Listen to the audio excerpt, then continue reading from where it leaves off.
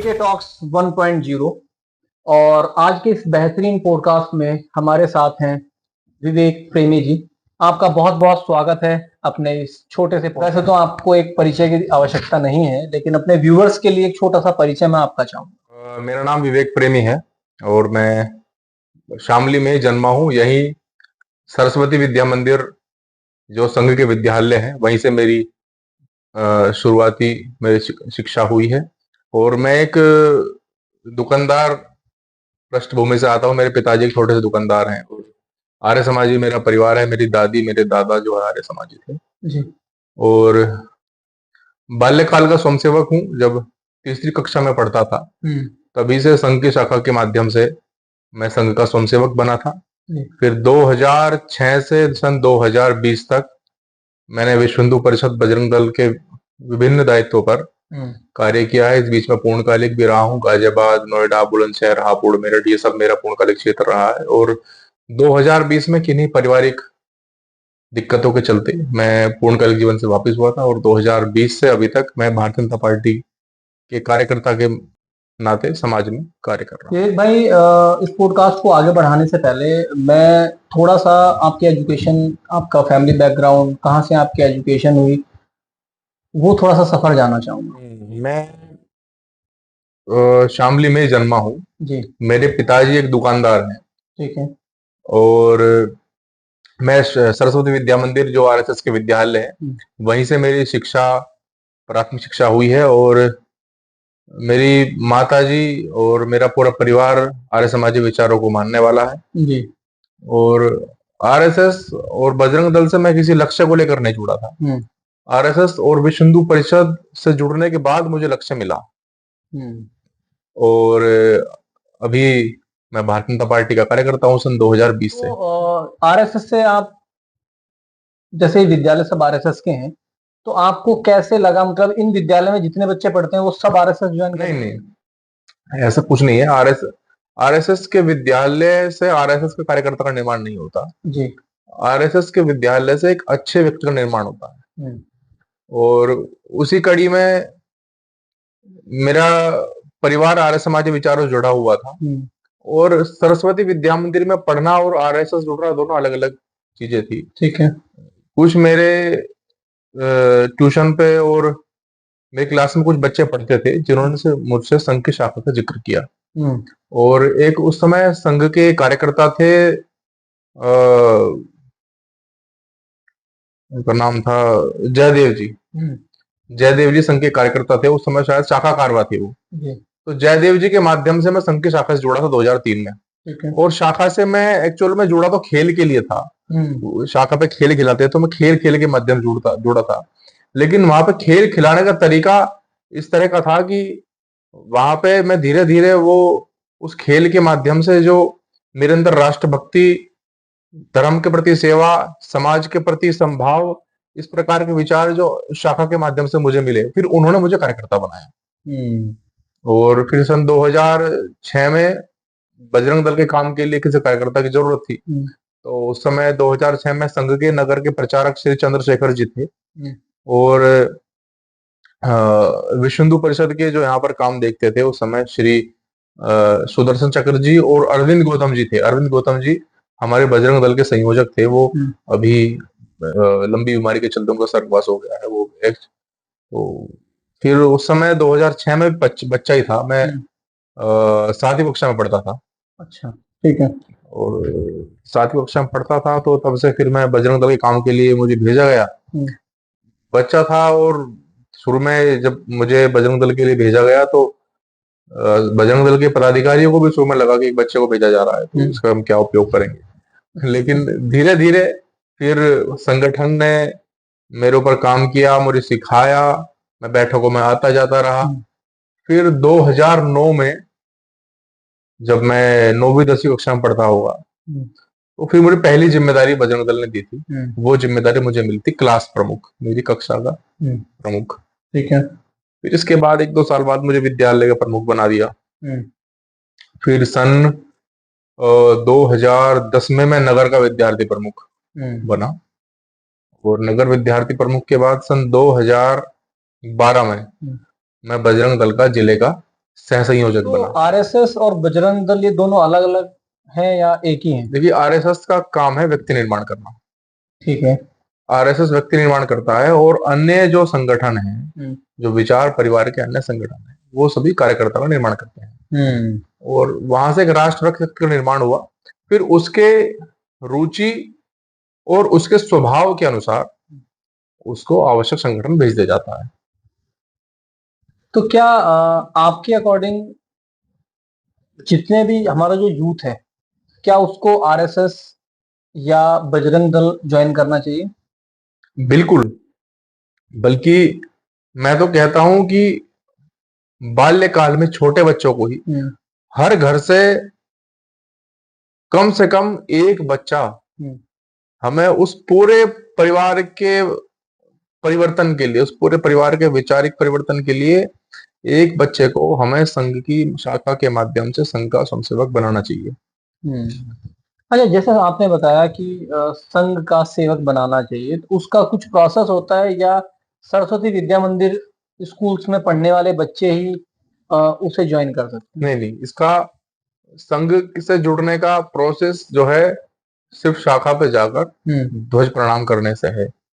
आप शाखा पे गए और जिस दिन आपने उस परम पूज्य गुरु स्वरूप उस भगवत ध्वज को जिस दिन आप प्रणाम कर लेंगे, उसी दिन से आप संघ के स्वयंसेवक बन जाएंगे। इसके लिए ना कोई फीस है, ना कोई फॉर्म और ना ये कोई प्रोसेस है।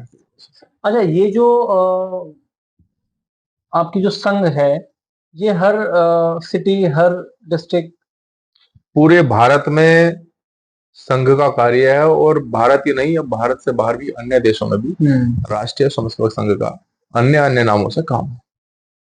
तो विवेक भाई, जैसे आपका नाम बहुत सुंदर नाम है आपका, विवेक प्रेमी, तो विवेक से विवेक प्रेमी आपको कब लगा कि मैं विवेक से विवेक प्रेमी बन गया? इसके पीछे भी कोई राज है? ये जो प्रेमी सरनेम है, इसके पीछे तो कोई बहुत बड़ा कोई लॉजिक नहीं है। अच्छा। मेरे परदादा जी साहित्यकार थे, और वो अपने नाम के सामने ऐसे प्रेम लिखते थे। ठीक है। तो प्रेम से फिर वो जो, और वो लेक्चरर भी थे, तो जो साथी जो शिक्षक थे वो सब प्रेमी जी ऐसा कहते थे। ठीक है। तो प्रेमी जी कहने से फिर वो मेरे दादाजी प्रेमी जी लिखते थे, फिर मेरे पिताजी भी, तो ऐसे ही वो प्रेमी एक सरनेम बन गया, सरनेम बन गया। और मैं थोड़ा जाति बिरादरी और इन सभी चीजों में विश्वास नहीं रखता, तो इसलिए मैंने इसको और ज्यादा आसान समझा कि प्रेमी मतलब इस राष्ट्र का, समाज का, धर्म का मैं प्रेमी हूँ, और जाति बिरादरी मैंने पीछे छोड़ दी। इससे कोई कास्ट पता ही नहीं चल रही कि विवेक किस कास्ट से बिलोंग करते हैं, कैसे हैं। जैसे आपकी एजुकेशन कंप्लीट हुई विवेक भाई, और एजुकेशन कंप्लीट होते होते यहाँ तक का सफर, एजुकेशन से यहाँ तक का सफर में क्या क्या चैलेंजेस आए लाइफ में, क्या क्या आपको लगा कि बहुत टफ है टास्क? मैंने 12वीं कक्षा पास की ही थी, और मैंने एलएलबी में एडमिशन लिया था, बीएलबी, ठीक है, शामली में ही लिया था, केएस कॉलेज में। तो एलएलबी करते करते थर्ड सेमेस्टर में ही मेरे खिलाफ एक एफआईआर दर्ज हुई।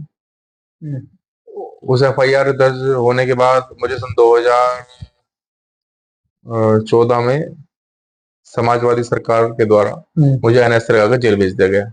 सन 2014 में उस टाइम आप बीए एलएलबी के छात्र थे? हाँ, थर्ड सेमेस्टर का स्टूडेंट था।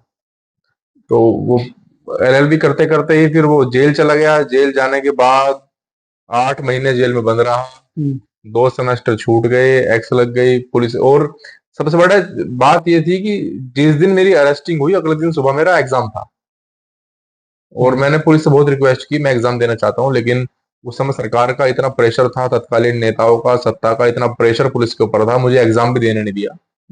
और मुझे एग्जाम वाले दिन ही सुबह को, इधर मेरा एग्जाम था और इधर मुझे गाड़ी में बिठा कर जेल ले जाया। तो जैसे आपका मॉर्निंग में आपका एग्जाम था और आप जेल चले गए, तो आपकी एजुकेशन का कैसे हुआ फिर रिक्वेस्ट की, लेकिन पुलिस ने मुझे नहीं एग्जाम देने दिया। फिर 8 महीने जेल रहा। जेल से छूट के आया, उस समय लगातार धमकियां और वो सब चल रहा था, तो घर वाले कह रहे थे अब डेली कॉलेज जाना, और वो सब घर वाले थोड़ी चिंता में थे। लेकिन फिर खैर बीकॉम में एडमिशन लिया दोबारा। अच्छा, दोबारा एलएलबी के बाद। ठीक है। फिर बीकॉम में एडमिशन लिया, फिर कभी क्लास अटेंड की कभी नहीं की, बीच में तारीखें आ रही, आज क्लास है तारीख पड़ गई, मुकदमे की तारीख है, तो जैसे कैसे बीए कंप्लीट हुई तो बीकॉम कंप्लीट हुई। ठीक है। फिर बीकॉम के बाद कंप्लीट होने के साथ ही मैं विश्व हिंदू परिषद का पूर्ण कार्यक्रम निकल गया। फिर संगठन से अनुमति ली कि मैं आगे और भी पढ़ना चाहता हूँ संगठन काम के साथ साथ। तो फिर संगठन से अनुमति लेके फिर एलएलबी में दोबारा एडमिशन लिया, क्योंकि एलएलबी करने का मेरी इच्छा थी कि मुझे एलएलबी करनी है। ठीक है। फिर एलएलबी करने के संगठन से अनुमति ली और उसके बाद फिर एलएलबी में एडमिशन लिया और फिर संगठन के काम के साथ साथ क्लास भी अटेंड करता रहा और एलएलबी की पढ़ाई भी करता रहा। और फिर सन 2022 में मेरी एलएलबी कंप्लीट हुई। मतलब आपने हार नहीं मानी। और हाँ, लेकिन इस सबके चलते पढ़ाई करना थोड़ा कठिन था। सभी के लिए कठिन नहीं होता, और बहुत सारे संघ के प्रचारक और बहुत सारे ऐसे विश्व हिंदू परिषद के जो कार्यकर्ता हैं जो पीएचडी हैं और बहुत अन्य अन्य प्रकार के उनके पास जो है उपलब्धियां और डिग्रियां हैं, लेकिन हाँ मेरे सामने ये बड़ी समस्या ही रही। बहुत टफ रहा आपके सामने। तो 8 महीने का समय आप। हाँ, उस समय बंद रहा। 8 महीने लगे आपको। तो वो आपकी पहली एफआईआर थी वहाँ? पहला मुकदमा था और पहले बार में ही एनएसए लगी थी और पहले झटके में 8 महीने की जेल निकली। तो बहुत ही टफ रहा आपके लिए कि पढ़ाई, उसके बाद एफआईआर, फिर एफआईआर करने के बाद आप 8 महीने आपने जेल, उसके बाद एनएसए, उसके बाद फिर आके आपने अपनी पढ़ाई कंटिन्यू की। तो विवेक भाई, ये जो पहली एफआईआर हुई आप, ये किस लिए हुई? ऐसा उस समय उत्तर प्रदेश के अंदर अखिलेश यादव जी मुख्यमंत्री थे और पश्चिम उत्तर प्रदेश को पूरी तरह से आजम खान चला रहे थे। बहुत ही गद्दावर नेता समाजवादी पार्टी के थे और उन्हीं के संरक्षण में पूरे मैं तो पश्चिम उत्तर प्रदेश को देख रहा था। पूरे पश्चिम उत्तर प्रदेश के अंदर लगातार गौवंश हत्याएं, लगातार लव जिहाद, लैंड जिहाद, हिंदू मान बिंदुओं का अपमान, मंदिरों में मूर्तियों को तोड़ा जाना, हिंदू बहन बेटियों का मान मर्दना, ये चरण सीमा पर चल रहा था। तो उस समय ये वैसे तो प्रत्येक हिंदू की जिम्मेदारी है, जब हिंदुओं की आस्थाओं पर कोई कुठाराघात करता है उसको प्रतिकार करे, लेकिन मैं बजरंग दल का पदाधिकारी था और एक पूरा चैन सिस्टम एक साथ था, लगातार योजना बना के कैसे हिंदुओं का सम्मान और हिंदुओं की अस्तित्व की और हिंदुओं के मान बिंदु की रक्षा की जाए, ये सब अभियान अपना भी जो चरम सीमा पे चल रहा था। और शामली जिले के अंदर पूरी तरह से हमने अभियान चला के ये निर्णय लिया कि 100% गौ हत्या हम शामली जिले के अंदर बंद करा के रहेंगे। उसी कड़ी में लगातार आंदोलन चल रहे थे, लगातार अपना संपर्क साध के जगह जगह कुछ उन्हीं के लोगों के बीच में बातचीत करके हमने अपने मुखबिर जैसा छोड़ के वो सब काम कर रहे थे। तो एक सूचना आई, मैं उस दिन एग्जाम देके लौटा ही था। मेरा एलएलबी का 3rd सेमेस्टर का साथ सेकंड एग्जाम था। वो सेकंड एग्जाम देके मैं लौट ही रहा था कि मुझे फोन आया कि एक गौशाला से बछड़ा चोरी कर लिया। और मैंने तुरंत अपनी टीम दौड़ाई पता, लेकिन वो तब तक देर हो चुकी थी। फिर मैंने उस दिन उन्होंने कहा कि इस बार थोड़ा समय सोचना करना। तो मैंने उस गौशाला के आसपास रहने वाले जो हमारे कार्यकर्ता थे उन सबको एक्टिव किया और मैंने उन्हें बताया कि ऐसे ऐसे यहाँ पे गौशाला है, इसका ध्यान रखना है, और ऐसे कार्यकर्ताओं की ड्यूटी लगानी शुरू करी। तो उस दिन भी इत्तेफाक से मेरा एलएलबी 3rd सेमेस्टर का 3rd एग्जाम था और मैं एग्जाम दे के लौट रहा था। मैं बस एग्जाम सेंटर से बाहर निकला और फोन मैंने हाथ में लिया, फोन ऑन करते एकदम मेरे फोन पे फोन आया और उन्होंने कहा कि आज फिर जो है बछड़ा चोरी करने के लिए गौशाला में आए। तो एकदम से मैंने अपने कार्यकर्ताओं को उधर उस मोहल्ले के फोन कर एक्टिव करा और तुरंत सब कार्यकर्ता दौड़े, मैं भी दौड़ा इधर से और हमने उनको पकड़ लिया। पकड़ने के बाद वे 2-3 कसाई थे और उनमें से एक ने तमंचे से मेरी तरफ सीधा फायर करा। लेकिन हम भी जो है इसी क्षेत्र के रहने वाले, हमें पता कि तमंचे कैसे चले, कितनी गोलियां हुए हैं। तो हमें पता था कि एक गोली चलेगी, अब दूसरी गोली तो अभी भरने में समय लगेगा। हमने भागकर तमंचा उसका पकड़ लिया, हमने उसे तमंचा छीन लिया और इतने में खैर इस भाग दौड़ और झपटने में 2 लोग भागे छूट के हमारे से, लेकिन एक को हमने पकड़ लिया और उसको हम पकड़ के उसको हम सड़क पे ले गए। और पूरे शहर को हमने दिखाया कि भाई अगर कोई गोहत्या करेगा तो उसका ऐसे इलाज करेंगे, और ये इलाज हर हिंदू करना चाहिए। और अब भी मैं कह रहा हूँ, गाय काटेगा तो उसका फिर ऐसे इलाज करेंगे। और वहां पुलिस आई, हमने पुलिस को सौंप दिया, वो बछड़ा भी था।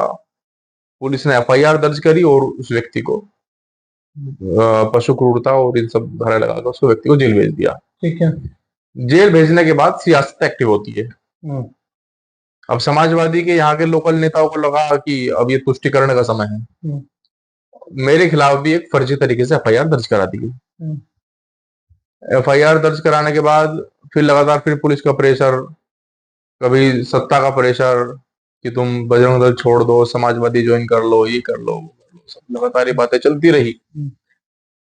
लेकिन मैंने किसी बात से समझौता नहीं करा, और 2-3 दिन ऐसे चलते रहे, और फिर तीसरे चौथे दिन मेरी पुलिस ने गिरफ्तारी कर ली इस एफआईआर के बाद। ठीक है। रात को मेरी गिरफ्तारी करी, सुबह मेरा एग्जाम था, वो मैंने बताया भी था अभी आपको, सुबह एग्जाम था, पुलिस ने एग्जाम देने नहीं दिया, फिर मैं जेल चला गया। जो धाराएं उस एफआईआर में लगी थी, जब मैं गाड़ी में जा रहा था तो मुझे हमारे जो समय जो सीओ सिटी थे मेरे बहुत घनिष्ठ भी थे, लेकिन वो अपने सरकार के दबाव के चलते मजबूर थे। अब सीओ सिटी साहब ने मुझे कहा कि मैं समझा रहा था कि तुम जो है सॉर्ट आउट कर लो, निपटा लो, लेकिन तुम मान गए। तो मैंने पूछा कि क्या धाराएं हैं, क्या धारा बढ़ गई अब उसमें, पहले 12 बार बेल हो सकती थी, अब स्थिति ये है। तो मैंने कहा क्या स्थिति बनी, 153 बढ़ गई। मैंने कहा इसमें क्या है, 15 दिन रहना पड़ जाएगा ज्यादा ज्यादा, कि नहीं 15 तो नहीं, वो तो कम में जाएगा। मैंने कहा तो ठीक है मास्टर, और मुझे तो कह रहे कोई गम नहीं है। मेरा कोई गम नहीं है, इसमें गम क्या, रहे कोई पहली बार थोड़ी देश के अंदर हो रहा, ये तो पहले से होता रहा। 14 साल की उम्र में वीर गदराय ने अपने धर्म की रक्षा के लिए अपने प्राण न्यौछावर कर दिए थे। फतेह सिंह जोरावर सिंह ने बाल्यकाल में अपने प्राण न्यौछावर कर दिए थे। 23 साल की उम्र भगत सिंह फांसी चढ़ गए थे। 27 साल की उम्र में चंद्रशेखर आजाद वीर गति को प्राप्त हो गए थे। कोई पहली बार थोड़ी हो रहा, मुझे जेल ही जानी पड़ रही। ठीक है मैं तैयार हूँ, आप गाड़ी लेके चलो। तो हम जेल चले गए। फिर अब जेल जाने के बाद जब जेल गए तब तो लग रहा था कि शायद मैक्सिमम हम 5-7-10 दिन में हम छूट जाएंगे। हम जेल में आए, फिर से वही नेताओं का आना जाना कि तुमने गलत करा, फैसला कर लो, शॉर्ट आउट करा देंगे, बजरंग दल छोड़ दो, ये वो फल। कुछ जनप्रतिनिधि भी आए तत्कालीन। तो मैंने सबको स्पष्ट एक बात कही कि मैं, तुम छोड़ दो, बजरंग दल की बात की हम ना करें, लेकिन एक हिंदू समाज का व्यक्ति हिंदुओं की इन मानबिंदाओं की रक्षा के लिए जेल में बंद है, और आप भी उसी जाति से हो, उसी विचारों को मानने वाले हो। इस नाते से अगर आप कोई मदद कर सकते हो तो मेरी मदद कर दें, लेकिन किसी भी शर्त पे मैं छूटने के लिए तैयार हूं। तो उन्होंने लगा कि दिमाग ठीक नहीं हुआ इसका तो भाई। फिर ऐसे पुलिस भी डिले करती रही, मेरी केस डायरी ने भेजी, डिले करती रही केस डायरी को, और इतने में ही मुझे अभी लगभग 10 दिन बाद रात को एक सब इंस्पेक्टर आए और मुझे डिप्टी जेलर ने बुलाया। डिप्टी जेलर के पास में गया, सब इंस्पेक्टर बैठे थे। बताया क्या हुआ, तो कि एनएसए की शामिल होने के लिए फाइल आई, आपके ऊपर रासुका लगा दी गई, अब आप 1 साल तक इस जेल में निरुद्ध रहेंगे। मैं सोच के तो 5-7-10 दिन गया था, फिर पता लगा कि 1 साल तक रहेंगे, तो थोड़ा झटका लगा। खैर, और उसमें जो सब इंस्पेक्टर मेरी एनएसए की फाइल तामील कराने के लिए लेके आए थे, उनकी पत्नी के साथ कुछ शामली के संप्रदाय विशेष और एक पार्टी विशेष से संबंधित कुछ गुंडों के द्वारा अभद्रता की गई थी, जिसमें सरकार के दबाव में उनके विरुद्ध पुलिस ने कोई कार्रवाई नहीं की थी। लेकिन मैंने वो सब नंगा नाच देख के मैंने आवाज उठाई थी कि अगर ये पुलिसकर्मी बाद में, पहले हमारी बहन है, और बहन के सम्मान में जिन लोगों ने ये गुस्ताखी करी, अगर इनके विरुद्ध में पुलिस कार्रवाई नहीं करती तो मैं वहीं आके धरने बैठ जाऊंगा, ऐसा खुद करूंगा। तो मैंने पूरा आवाज उठाई थी, उसके बाद कुछ कार्रवाई भी हुई थी। तो वो उसका पति जो था वो दरोगा, जो मेरे खिलाफ एनएसए के, मैंने उससे बताई, मैं कहा आज ध्यान है, मतलब मैं ही वो एक प्रेमी हूँ जो तुम्हारे सम्मान की लड़ाई लड़ी थी, आज तुम ही फाइल लेके आए। तो उसने भी कह दिया कि भाई क्या करे, सरकार का दबाव है। तो फिर एक उस समय ये चीज भी क्लियर हुई कि मुख्य चीज सत्ता ही है। पुलिस प्रशासन आज की तारीख में पूरी तरह सत्ताओं की कठपुतली है। हर सत्ता इसका अपने अनुसार उपयोग करती है। तो इसलिए सबसे महत्वपूर्ण सत्ता उचित हाथों में होना है और हमें सत्ता में होना है। तो तभी से मैंने सोच लिया था कि सिर्फ यहां से काम नहीं चलेगा, जब तक कि शासन प्रशासन और सत्ता की शक्ति हमारे हाथ में नहीं होगी तब तक हम इन चीजों को पूरी तरह से कंट्रोल नहीं कर सकते। नहीं विवेक भाई, जैसे आपने बताया जो गौ हत्या को लेके जो प्रकरण था उसको चलते एफआईआर हुई, सबके सामने थी, और वो होते होते आप जेल चले गए। तो कहीं अंदर से कुछ टूटने की आवाज नहीं आई कि यार मैंने किसके लिए किया है? आपको ये नहीं लगा कि पूरा जो सिस्टम है सब मरा हुआ सिस्टम है? वो गाय कोई आपकी थोड़ी थी, वो तो सभी हिंदुओं की होगी। और उस गाय को बचाने के लिए केस एफआईआर होगी, जेल चले गए, एनएसए लग गया। तो कहीं अंदर से कहीं टूटने की आवाज नहीं आई कि यार किस लिए? पीछे फैमिली भी है, फादर है, मदर है, बच्चे हैं, सब हैं, किसके लिए कर रहे? हम्म। एक फिर वापस मैं संघ पे लौटता हूँ। संघ की प्रार्थना है और उस संघ की प्रार्थना में एक लाइन आती है, श्रुतं च व्यत्कंठ काकीर्ण मार्गम। मतलब ये कांटों भरा रास्ता मैंने स्वयं अपनी इच्छा से चुना है। मुझे कोई घर कहने नहीं आया था कि भारत माता को तुम्हारी जरूरत है, धर्म को तुम्हारी जरूरत है, और हथियार उठाओ। स्वयं की प्रेरणा से मैं गया था ना। स्वयं की प्रेरणा से मैंने आरएस की शाखाओं पर लगातार जाना शुरू करा। स्वयं की प्रेरणा से लगातार बजरंग दल की बैठकों में आ रहा था, स्वयं की प्रेरणा से। और जब बजरंग दल ने मुझे दायित्व दिया तो मैंने उसको स्वीकारा शहर कि मैं धर्म का काम करूंगा। तो फिर अब मैं किसको ब्लेम को लेना दूं? इन सब चीजों को चलते 8 महीने की जेल, एनएसए लगना, इस दौरान फैमिली के ऊपर क्या गुजर रहा था? हाँ, अरे फैमिली के लिए बहुत बड़ी बात थी, क्योंकि मैंने बताया कि मैं एक व्यापारी का बेटा हूँ, दुकानदार का बेटा हूँ। लेकिन दुकानदारी देखने वाली ये मेरी पहली पीढ़ी है। मेरे परदादा जी, मैंने बताया, वो लेक्चरर थे। ठीक है। और जब लेक्चरर थे कि बहुत बड़ी उसमें मास्टर की तनख्वाह जैसा कुछ था नहीं। 6-7 बच्चे, एक सिर्फ सरकारी तनख्वाह, और उस सरकारी तनख्वाह से 6-7 बच्चों को शादियां करना, उनका पालन पोषण करना, मतलब वो बहुत कठिन था। मेरे दादाजी पूरे जीवन ऐसे मेहनत मजदूरी करते रहे। मेरे पिताजी की भी आधी उम्र ऐसे बीती। अपनी दुकान, अपना मकान मेरे पैदा होने के भी बहुत साल बाद हुआ था। मतलब मेरे से पहले की जो पीढ़ियां थी वो जीवन भर सिर्फ अपना मकान और अपना दुकान के लिए स्ट्रगल करती रही कि अपना एक छत हो, दुकान मकान। और किसी का किसी झगड़े से, किसी विवाद से, इन सभी विषयों से कोई लेने देना नहीं था। बस धार्मिक लोग थे, हिंदू आस्थाओं को मानने वाले थे, पाप पुण्य का विचार करके काम करते थे, लेकिन ऐसे विवादों को कोई मतलब नहीं था। आज तक किसी के खिलाफ कभी 151 की कार्रवाई नहीं हुई थी। और मैं जातिवाद में विश्वास नहीं रखता, लेकिन जब हम की सामाजिक खाके में है तो उसकी बात मैं करता हूँ। मैं सुनार जाति से हूँ, और हमारी जाति के अधिकतम लोग, 90% लोग, वो छोटे छोटे दुकानदार हैं, कई छोटी मोटी नौकरियां करते हैं। और ऐसे समाज में जहां अधिकतम लोग दुकानदार हो, जहां छोटी छोटी नौकरियां करते हो, कोई विधायक नहीं, कोई सांसद नहीं, कोई मिनिस्टर नहीं, कोई बड़ा आईएएस आईपीएस बहुत ज्यादा अधिकारी नहीं, कोई पुलिस नहीं, सेना नहीं, और उस समाज से निकल के एनएसए लग जाना, वो बहुत बड़ा समस्या कारण था। मेरे मामा बुआ सब कहने लगे कि तूने बच्चा बेकार कर दिया, बढ़िया काम करता, पैसा कमाता, दुकान बैठता, बढ़िया सोना चांदी बेचता।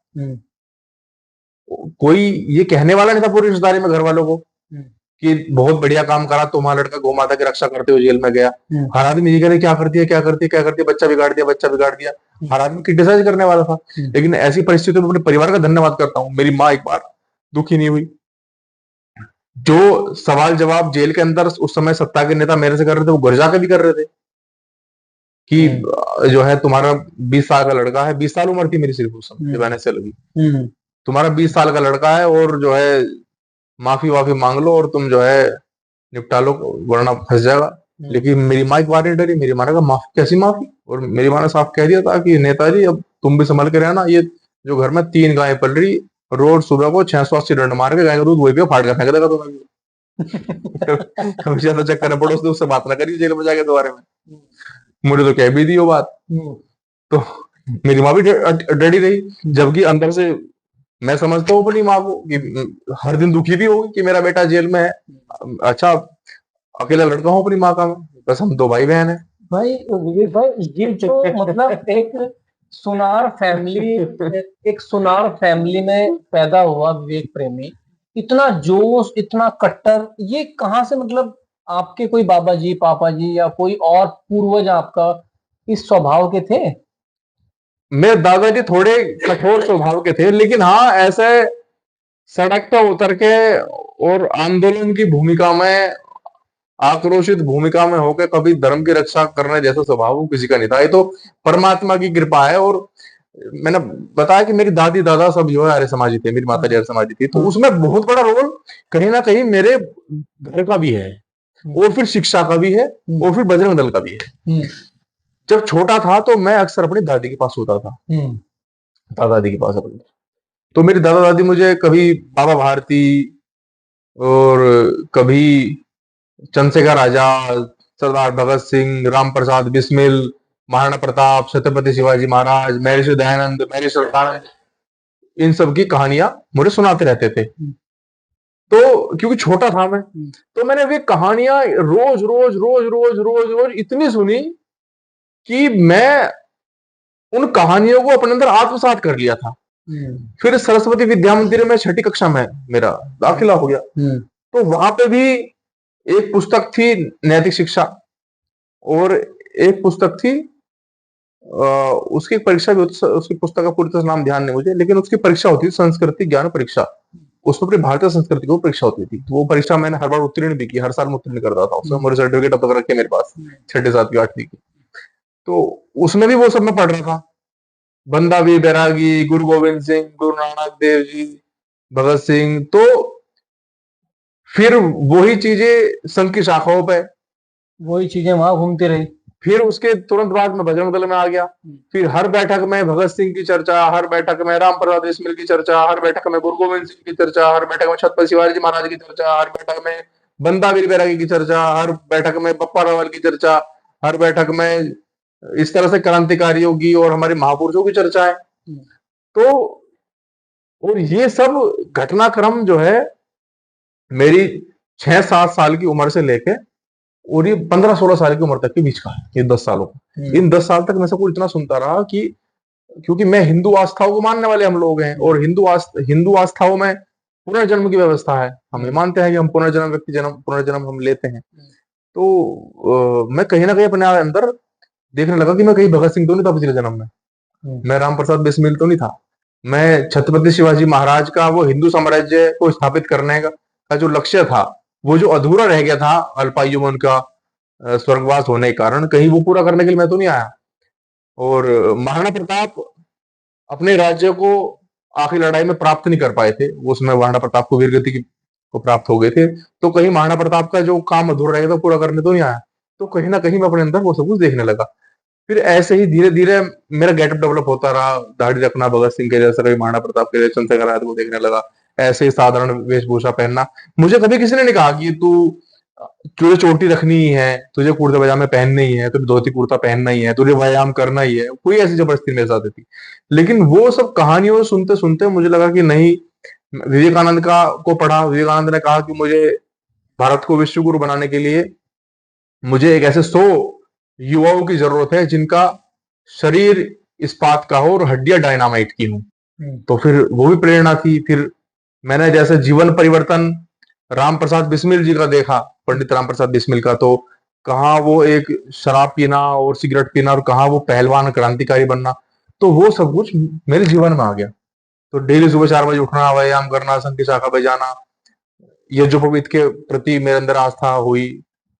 पहले चोटी, शुरू में तो घर वालों ने संस्कार करा के चोटी रख दी थी, क्लास में बच्चे मजाक करते, छोटा था 3री-4थी कक्षा में, लेकिन फिर चोटी से प्रेम हो गया मुझे, अपने कानों में पहने हुए कुंडलों से मुझे प्रेम हो गया। और मुझे यही सब जो है, मैं अपने आप को ऐसे एक हीरो की तरह समझने लगा। जैसे आज के युवा है वो उसको जीन्स पहनना पसंद होगा, वो एक अच्छी सी स्पेशल कटिंग करेगा, और वो अच्छे कोई घड़िया पहनेगा, अच्छा फोन रखेगा, लेकिन मुझे कहीं उसके अंदर मुझे कोई उसके प्रति अट्रैक्शन नहीं था। मुझे अट्रैक्शन इसी के प्रति था कि मैं कितना ज्यादा भगत सिंह के जैसा दिखूंगा, मैं कितना ज्यादा चंद्रशेखर आजाद के जैसा दिखूंगा। और वही सब चलता रहा, तो इसलिए कहीं कोई डर, कोई भय, वो सब एक थोड़ी उम्र में समाप्त हो गया था। तो आपको कभी डर नहीं लगा? अब बताया तो वो डर जैसा था ही नहीं।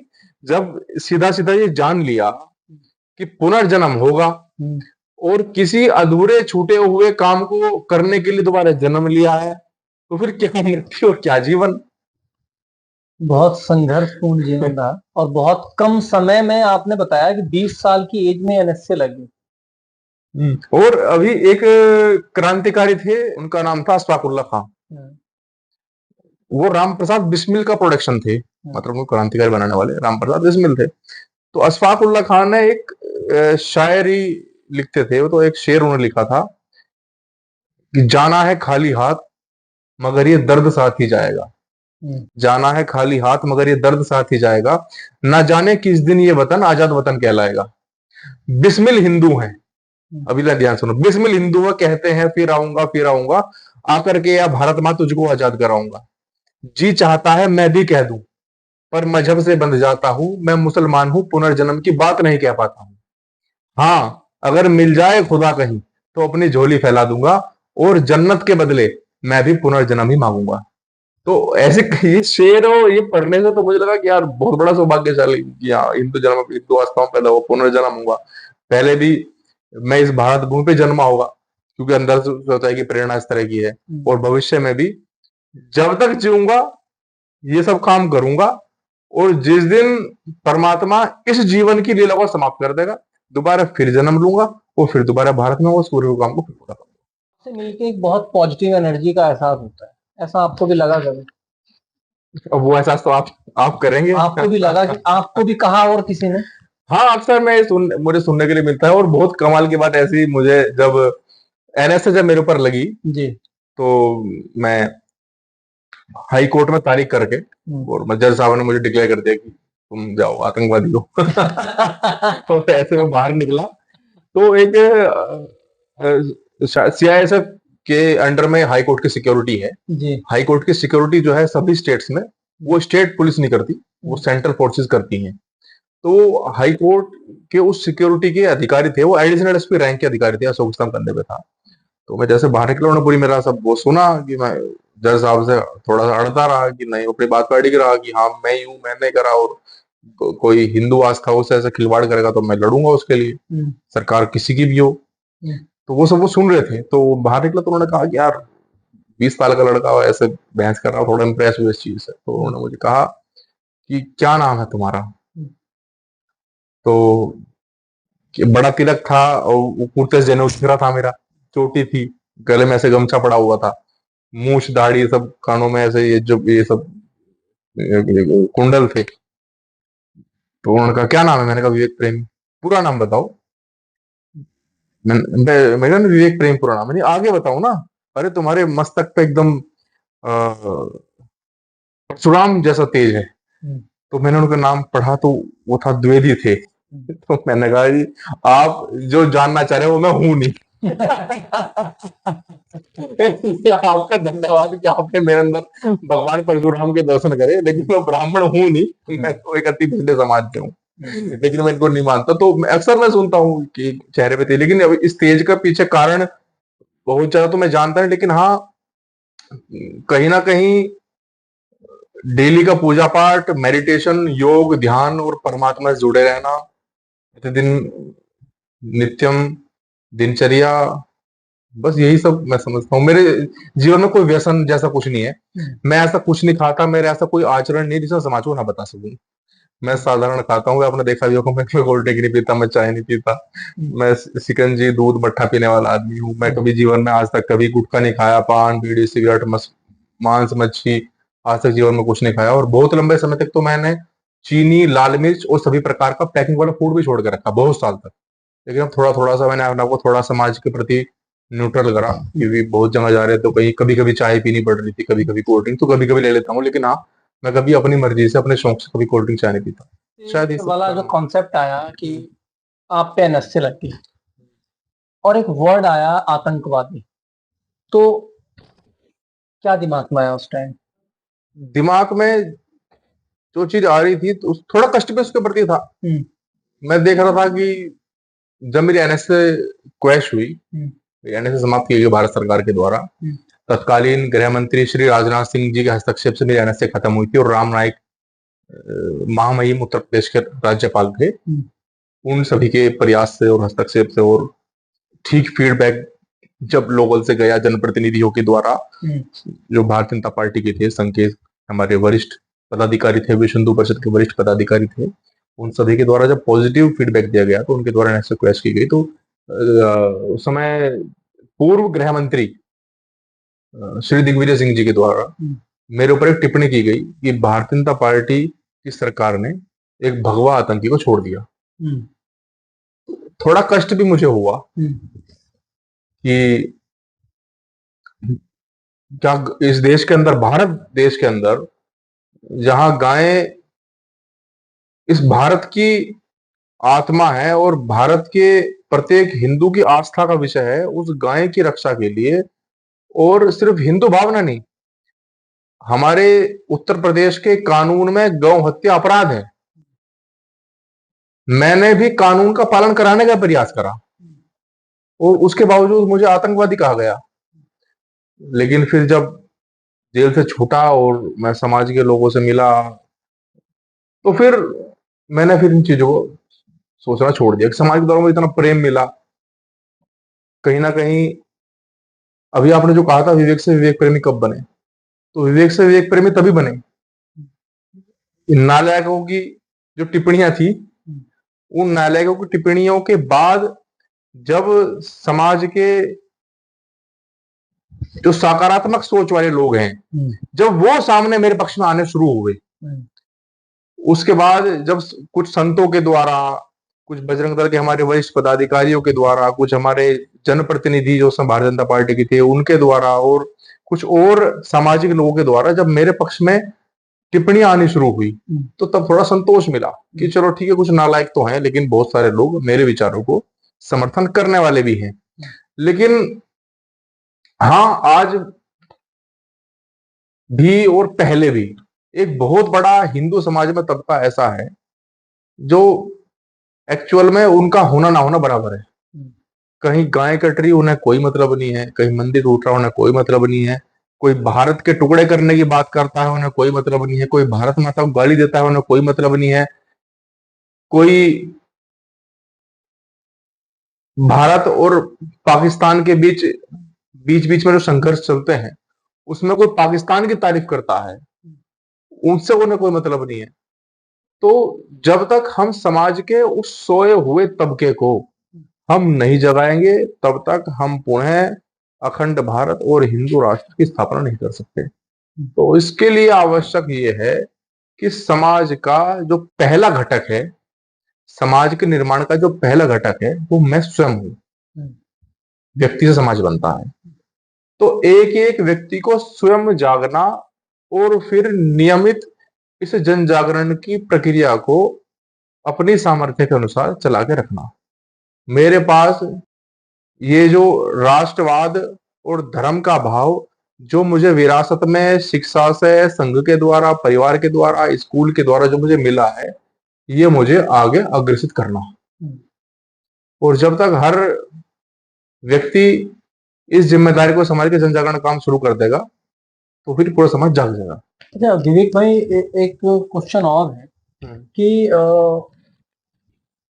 आपकी फैमिली में आप अकेले, अपने फादर के अकेले लड़के हो जो कि बहुत ही अच्छे विद्यालय में पढ़ाई होते होते होते होते जेल चले गए, जेल के साथ साथ एनएसए लगी, तो उस फादर के ऊपर क्या गुजरा उस दौरान? नहीं, शुरू में तो थोड़ा सा माता पिता जी दोनों दुखी थे। मुझे ध्यान है जब मैं अरेस्ट हो गया, देर रात अरेस्ट हुआ, रात भर तो घर ही पता नहीं था कि मैं अरेस्ट हो गया। सुबह पता चला कि विवेक तो है नहीं, तो इधर उधर ढूंढना शुरू करा कहाँ है कहाँ है, तो फिर क्या पता चल गया कि विवेक तो आदर्श मंडी थाने बंद है। थाने में बंद था, तो मेरी माता जी सुबह लगभग 7-8 बजे मेरे से मिलने आई। बड़ी दुखी थी, परेशान थी, और माता जी ने एक मुझे सबसे जीवन का वो मुझे ऐसा लगा सबसे कटु शब्द वो रहे होंगे जीवन के। तो मेरी माता जी ने मुझे कहा कि आज तक जीवन में थाना नहीं देखा था, आज तुमने वो भी दिखा दिया। क्यों? लेकिन मैं उसके उस समय माता जी के प्रति मुझे कोई ऐसे नाराजगी नहीं थी कि मेरी माँ ऐसा कह रही मुझे, क्योंकि मैं समझा कि ये माँ का भाव है। अभी बात बजरंग दल के जिला संयोजक बेटे से हो रही है और माँ कर रही। और मेरे पिताजी को भी देख रहा था, उनका चेहरा उतरा हुआ था। मतलब मेरे पिताजी की कभी किसी सिपाही से दोस्ती नहीं रही, किसी होमगार्ड को नहीं जानते थे। उन्हें ये नहीं पता था कि थाने के गेट के अंदर क्या है। तो पहले 10 मिनट तो बाहर ही घूमते रहे, कहाँ है हवालात, कहाँ बंद है, और ऐसे डर रहे थे कि पुलिस मिलने से ना रोक दे। कहीं ना कहीं मुझे भी लग रहा था कि यार इस हरकत से जो है, ठीक है धर्म का तो काम हुआ, लेकिन पिताजी माताजी परेशान हो गई। लेकिन फिर पास्ट में चला गया कि परेशान तो भगत सिंह के भी वही होंगे।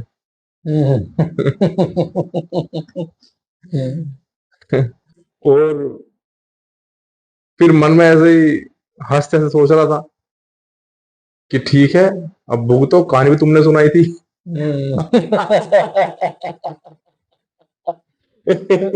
तो वो जो कहानियां सुनाई गई, सारा जो लाइफ है वहां से चेंजेस आए वो, या जो भगत सिंह की कहानी दादाजी ने सुनाई, कहीं ना कहीं दूसरा जन्म, काम अधूरा तो नहीं रह गया, वो चीजें दिमाग में स्टक करते रहे।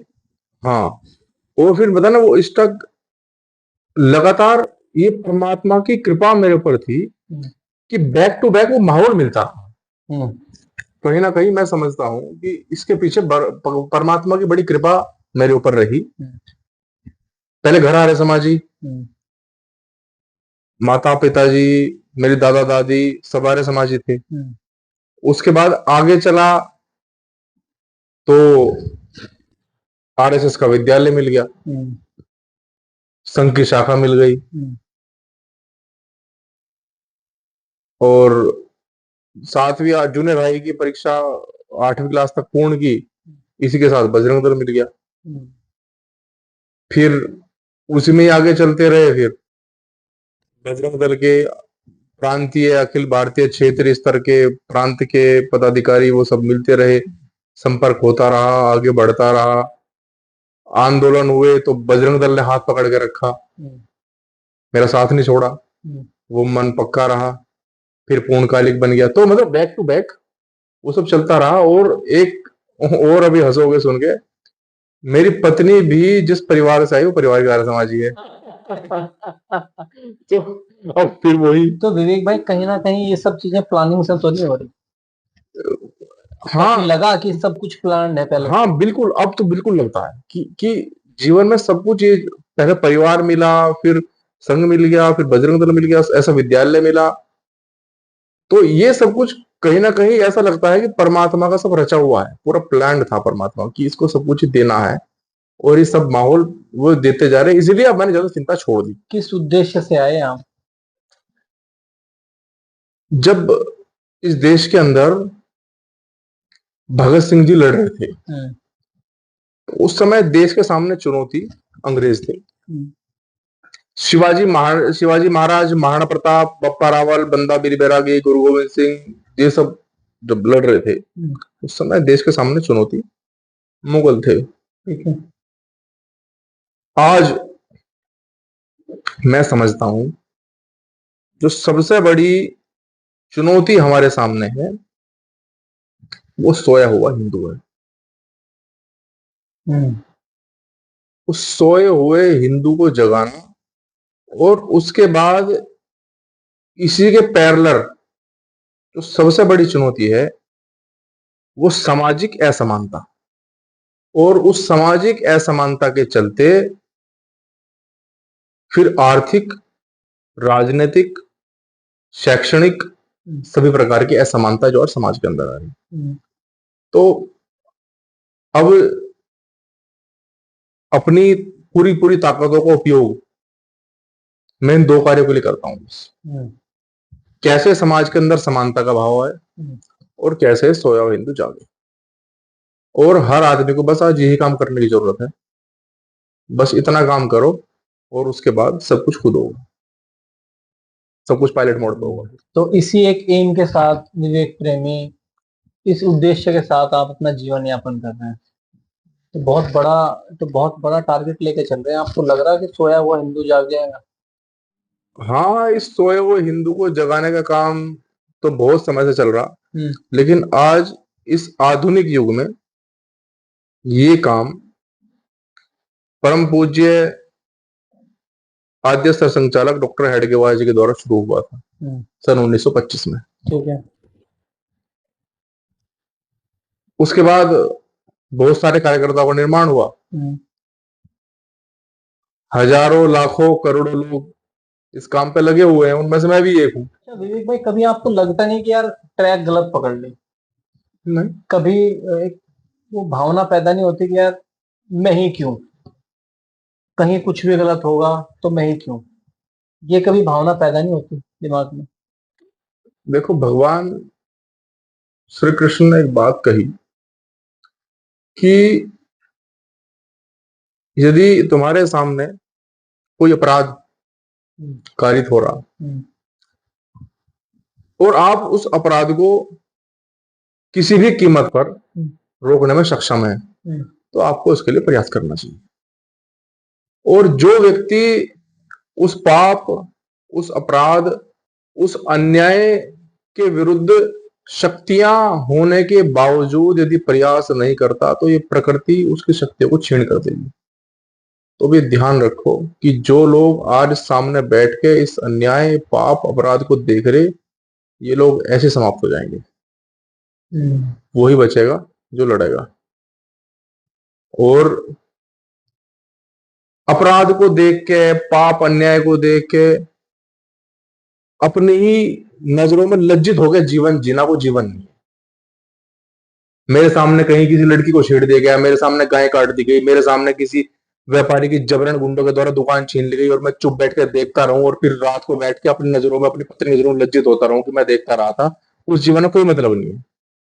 जीवन चाहे 4 दिन का हो, लेकिन गर्व से, सम्मान से और आत्मसम्मान के साथ हो। तो हम तो उस चीज को मानने वाले हैं।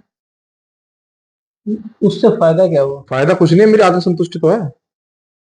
और इसी घटना के साथ मैं एक बात आपको, रामायण आपने पढ़ी होगी, नहीं पढ़ी, देखी जरूर होगी टीवी पे। बहुत सारे रामायण है तो, लेकिन एक ही सीन कॉमन है उसमें। ठीक है।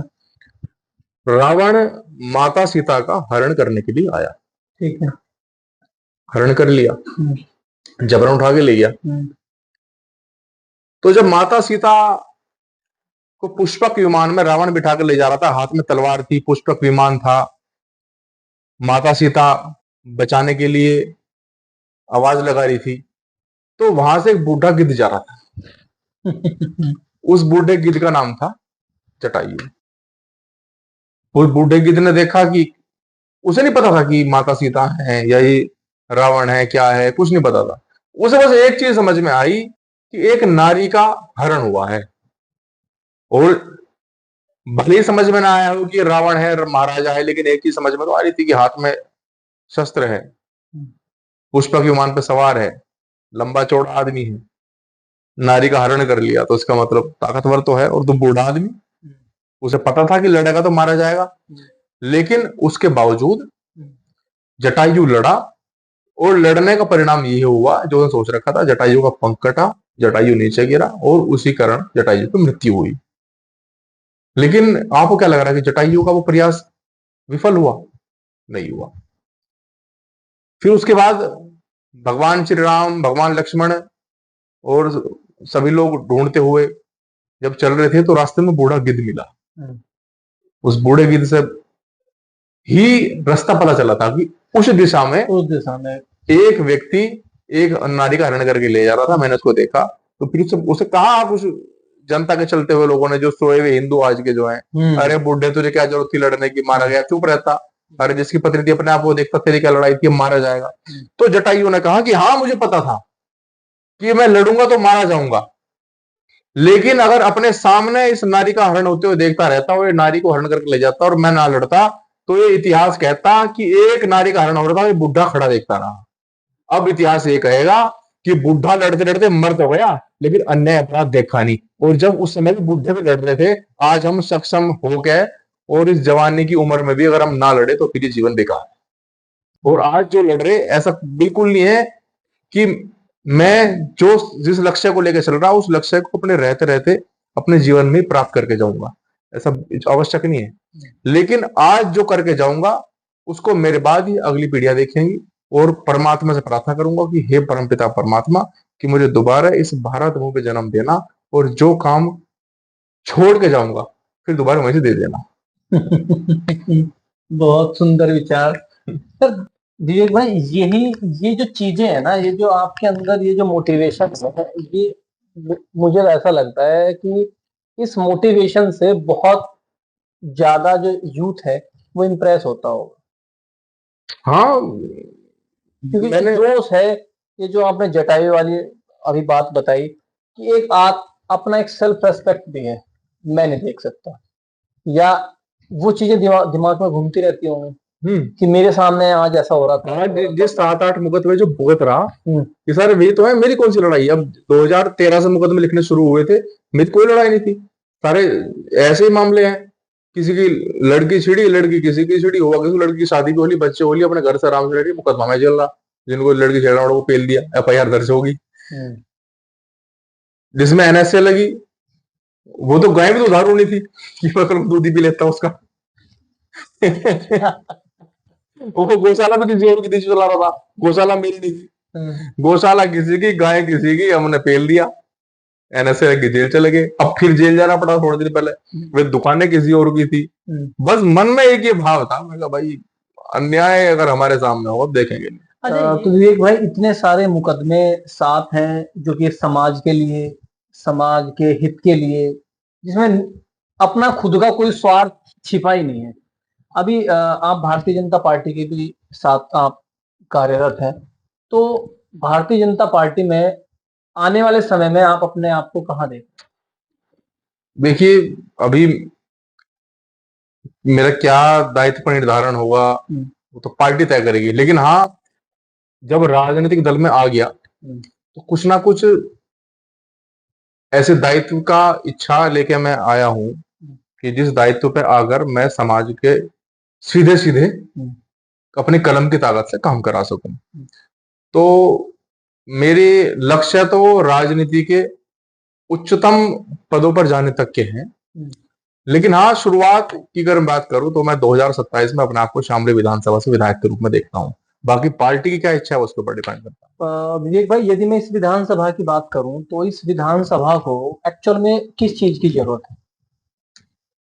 देखिए, यदि मैं पर्टिकुलर हमारी विधानसभा की बात करूं तो आज इस शामली विधानसभा को सबसे पहले बराबरी के प्रतिनिधित्व की आवश्यकता है, समानता की जरूरत है। आज कहीं ना कहीं जातिवाद का शिकार होने के चलते एक योग्य, निष्ठावान, ईमानदार, चरित्रवान, और सिर्फ चरित्र से मतलब एक वही कैरेक्टर नहीं जो हम आज आम रूप से देखते हैं, आर्थिक चरित्रवान भी होना, सामाजिक राजनीतिक चरित्रवान होना, ऐसे लोगों को मौका नहीं मिल पा रहा। और ऐसे लोगों को मौका नहीं मिल पाने के कारण और जातिवाद की राजनीति हावी होने के कारण आज भी मैं शामली जिले के अंदर जब मैं गांव गांव में शहर गलियां घूमता हूं तो मैं देखता हूं आज भी एक बड़ा तबका है जो इस राजनीतिक भेदभाव के चलते उस जाति के लोग जिन गलियों में रहते हैं आज तक वहां पर पक्की गलियां नहीं है, आज तक वहां पर ठीक प्रकार से पानी नहीं पहुंचता, वहां पर नालियां नहीं बन रही, आज तक खड़ंजों पर रह रहे। वे प्रधानमंत्री आवास योजना के तहत मकान मांग रहे थे तो मकान नहीं मिलते, वे आयुष्मान कार्ड के लिए तरफ रहे, उन्हें उनके राशन कार्ड कैंसिल हो रहे। ये छोटी छोटी जरूरतें हैं। और लगातार जो लोग सिर्फ यहां नहीं बहुत बड़े क्षेत्र में, और मैं फिर उसके लिए मैं लोकसभा, राज्यसभा, मुख्यमंत्री, मिनिस्टर, केंद्रीय मंत्री, इन सब की बात करता हूं, बहुतायत में वे लोग हैं जिन्होंने कभी गरीबी, मध्यम वर्गीय परिवार की आवश्यकताएं वो देखी ही नहीं, उन्हें पता ही नहीं इस बारे में कुछ भी। सब राजघराने के बच्चे वे लोग हैं जिन्हें विरासत में राजनीति मिल गई। पिताजी विधायक थे, सांसद थे, मंत्री थे, अब बेटा भी आ गया, पोता भी तैयारी में है। उन्हें पता ही नहीं कि एक 6 फुट की गली में रहने वाले व्यक्ति की आम जरूरतें क्या है। उन्हें पता ही नहीं एक आदमी जो सुबह को से और शाम तक मेहनत करके 700 रुपए घर में लेके आवे उसकी जरूरतें क्या है। उन्हें पता ही नहीं एक आदमी, गरीब आदमी, जब उसकी पत्नी बीमार हो जाए और वो कैसे कैसे उधार पैसे लेके और वो कैसे कैसे अपना काम चला रहा है, और उसके लिए आयुष्मान कार्ड और ये राशन उसके लिए कैसा वरदान जैसा है। जब तक इस सब जनजीवन को जीने वाले लोग, देखने वाले लोग, ऐसे लोग जब तक, और युवा जिनके अंदर कुछ कर गुजरने का भाव है, जो आज को जीते हैं, कल मेरा क्या होगा ये नहीं सोचते, जब तक ऐसे लोग सदनों में जाकर नहीं बैठेंगे तब तक व्यवस्था परिवर्तन नहीं होगा। व्यवस्था परिवर्तन के लिए ऐसे लोगों को सामने आना पड़ेगा। नहीं, कहीं ना कहीं जैसे आपका यदि फैमिली बैकग्राउंड की बात करूं तो राजनीतिक पार्टी से तो है नहीं। आपके फादर, आपके बाबा जी, आपका किसी से कोई लेना देना नहीं राजनीतिक पार्टी से। और जो बाकी जो अलग हैं, उनके बाबा, फादर, वो सब राजनीतिक पार्टी से फाइनेंशियली भी स्ट्रांग, पॉलिटिकली भी स्ट्रांग है। तो इन सब चीजों को आप कैसे आप देखो, एक्सेप्ट करेंगे? अगर हम भौतिक रूप से राजनीतिक अनुकूलता की बात करें तो सामान्यतः 3 प्रकार की राजनीतिक अनुकूलता होती है। एक राजनीतिक अनुकूलता होती है जातिगत, जो व्यक्ति लेके पैदा होता है। ठीक है। दूसरी राजनीतिक अनुकूलता होती है पारिवारिक। चलो। जो व्यक्ति लेके अधिकतर पैदा होता है, नहीं भी होता तो अपने सामने सामने उसके बड़े जो है वो उसे विरासत में मिल जाती है। ठीक है। और तीसरी राजनीतिक अनुकूलता है वो आर्थिक। ठीक है। तो अगर मैं सिर्फ इन्हीं की बात करूं तो मेरे सामने तीनों ही नहीं है। मैं किसी ऐसी जाति से नहीं संबंध रखता जिसकी बहुतायत में वोट है। और राजनीतिक पृष्ठभूमि की बात करूं तो सिर्फ मेरा परिवार नहीं, दूर दूर तक खानदान में बुआ, मामा, चाचा, ताऊ, दूसरे बाबा की बात करूं तो कोई आज तक गांव का प्रधान, वार्ड का मेंबर तक के लिए बना छोड़ो प्रयास भी किसी ने नहीं करा। ठीक है। और आर्थिक रूप से परमात्मा कृपा है, लेकिन इतना पैसा नहीं है कि मैं करोड़ों रुपए और नेताओं की तरह चुनाव में खर्च कर सकूं। ठीक है। लेकिन मैं सिर्फ और सिर्फ अपने अटल लक्ष्य और परमात्मा भरोसा करके, अपने कर्म भरोसा करके, अपनी मेहनत भरोसा करके मैंने इस राजनीति में कदम रखा। और जब मेरा लक्ष्य अटल होगा और मेरा लक्ष्य अटल होने के साथ साथ वो समाज में समानता, प्रकृति, मानवता के हित में होगा, तो प्रकृति मुझे मेरे लक्ष्य तक खुद लेके जाएगी। और ऐसा देश के अंदर हवाओं के विपरीत चलने वाला पहला व्यक्ति नहीं हूं। दुनिया में बहुत सारे लोग रहे। अब्राहम लिंकन जिस समय राष्ट्रपति बने थे, वो भी एक हवाओं के विपरीत, एक उस दबे कुचले समाज को जगा के बने थे। तो मुझे भी इस दबे कुचले समाज को जगाना है और इस शक्ति के आधार पर सभी को साथ लेके मैं भी राजनीति के उच्चतम दायित्व तक पहुंचूंगा।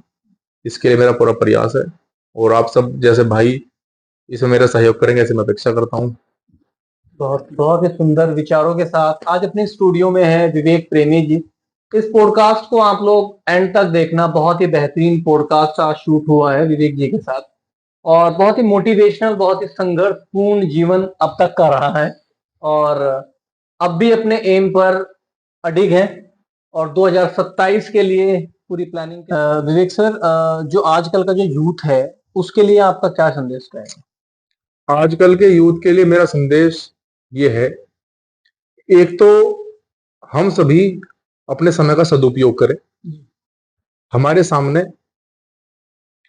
अपना पूरा जीवन पड़ा है और अभी हम आज के युवाओं के भरोसे अभी आने वाली 2 पीढ़ियां हैं।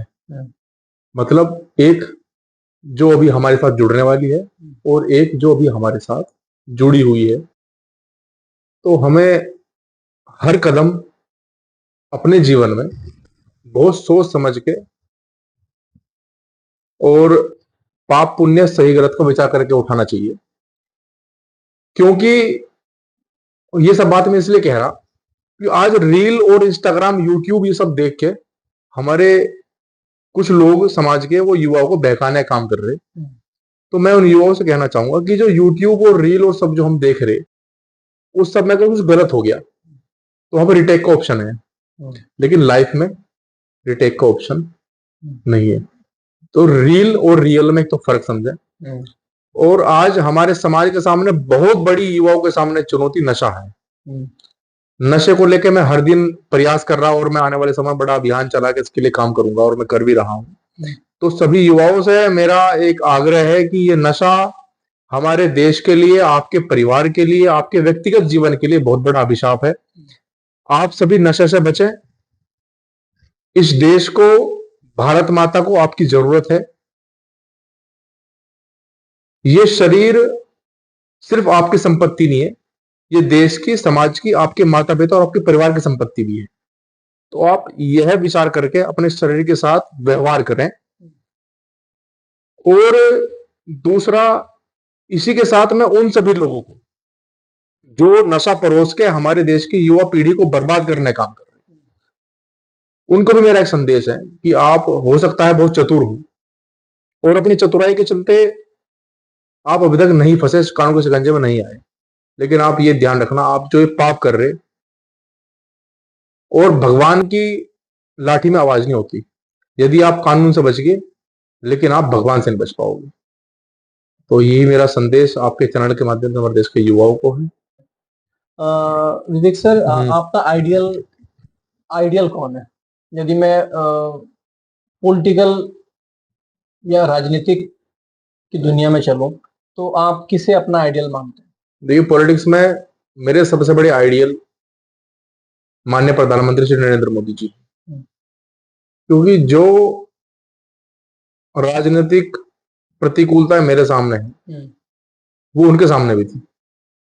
वो भी मेरी तरह एक अति पिछड़े समाज से, एक मध्यम वर्ग के परिवार से, कम संसाधन, ऐसे परिस्थितियों को जूझते हुए वो राजनीति में और राजनीति के सर्वोच्च पद तक पहुंचे।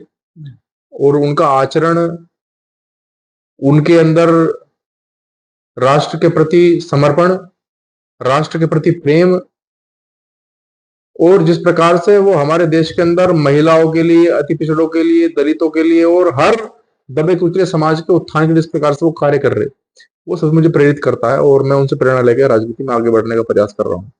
राजनीतिक को साइड कर दें, अब आइडियल कौन है? आइडियल सबसे पहले तो स्वामी विवेकानंद और भगत सिंह। भगत सिंह का जमाने का फोटो देखा आपने? हाँ, मैच करता है कहीं? हाँ। कहीं वही पिछड़ा, वही अधूरा काम पूरा करने के लिए तो नहीं है? हाँ, कहीं लगा ऐसा?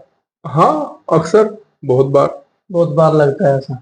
विवेक भाई, आपने इतना टाइम दिया अपने इस पॉडकास्ट के लिए, तो आपको इस चैनल पे आके पॉडकास्ट आपने दिया, आपको कैसा महसूस हुआ? मुझे बहुत अच्छा लगा आपके चैनल पॉडकास्ट से जुड़कर। और अच्छा मुझे लगा कि आजकल मैं पॉडकास्ट देखता हूँ, उसमें वाहियात सवाल, वाहियात बातें, लेकिन आपके पॉडकास्ट ने मेरे व्यक्तिगत जीवन को जानना ही चाहा, लेकिन साथ के साथ मेरा विजन क्या है और मेरे माध्यम से मैं समाज को और युवाओं को क्या दे सकता हूँ, आपने वो सब भी जानना चाहा। और